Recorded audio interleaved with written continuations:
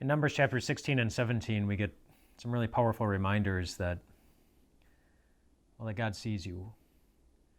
In particular, he sees how difficult other people in the world can make your life.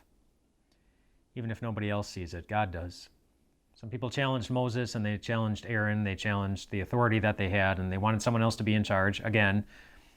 And so God showed Moses in a very powerful way in Numbers chapter 16 that he sees him and that he will defend him. And then he showed Aaron in Numbers chapter 17 in a very beautiful way that he sees Aaron and that God will always defend him.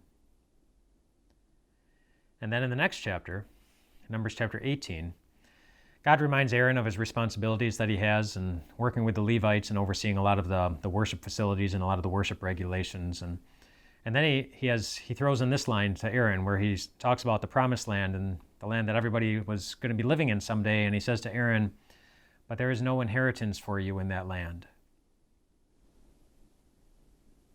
There's no inheritance for you in that land. And I wonder how Aaron felt when he heard that. The things that he has to put up with, the complaints that he heard. A number of times he heard somebody else wanting someone else in charge. But God didn't stop his sentence there after saying, "You will have no inheritance in this land." He went on to say,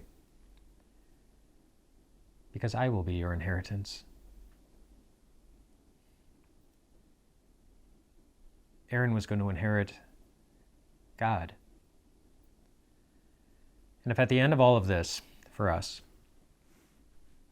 with all the different things you might lose, you might never gain, you might lose your grip on, the one thing that you will never lose is the same thing Aaron knew he wouldn't. You will never lose God. And a God who, like he did for Moses and Aaron, he sees you. He sees what your life is like. He knows how hard it sometimes is. He knows how hard other people sometimes make it. He sees you.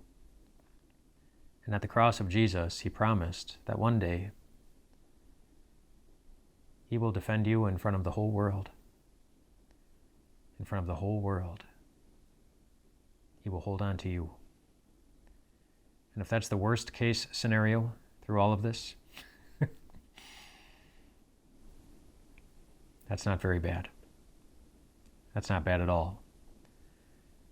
That in the end, you inherit God. And God will hold on to you. So rest well tonight, my friends. You get to inherit God too.